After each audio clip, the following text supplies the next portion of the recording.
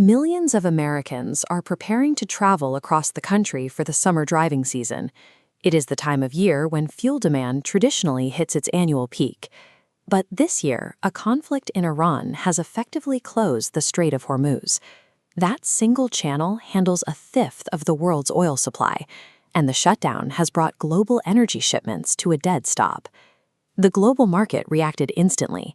Brent crude, the international benchmark for oil prices, shot up by more than 50%, reaching about $110 a barrel. That spike translated directly to the consumer. In the United States, petrol prices jumped 51%, reaching an average of $4.51 a gallon. The cost of diesel climbed even higher, surging 54% to reach near record levels. For American consumers, the total cost of these price hikes amounted to $41.5 billion as of Sunday night. That works out to a $316 hit for every household in the country. When $41 billion is drained from household budgets, the impact spreads beyond the fuel pump. This massive redirection of capital creates a secondary effect that moves into every other industry. Energy is the foundational layer of all prices. Every physical item requires fuel to be produced, packaged, and moved. The entire supply chain is built on diesel. It powers the trucks on the interstate, the cargo ships at sea, and the heavy machinery used on farms. Businesses at the end of that chain, like grocery stores, operate on very thin margins. When transportation and operational costs suddenly rise, they lack the cash to absorb the difference. To maintain their business, they have to pass those costs directly to the consumer. The inflated price of fuel is added to the final bill for groceries and consumer goods.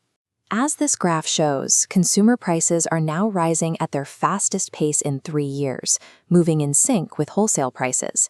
High fuel costs drain the economy, compromising the supply chain and driving up the price of every transported good. Inflation is a mechanical process. It is the direct result of these increased energy inputs bleeding into the cost of daily life. Viewing that $41.5 billion fuel bill on a national scale reveals a massive opportunity cost. That extra spending on fuel exceeds the entire $40 billion federal bridge investment program, which is designed to restore major crossings across the country. It also exceeds the cost of completely redoing the United States air traffic control system.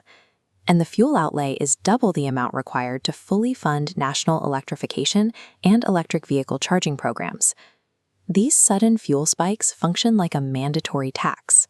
They drain capital away from modernizing the country's infrastructure just to maintain daily operations. High inflation eventually changes the math for long-term lending.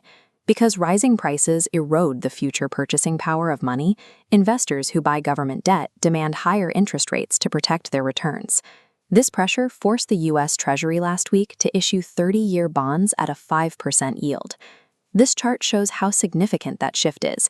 It is the first time since 2007 that long-term national debt has been this expensive to issue.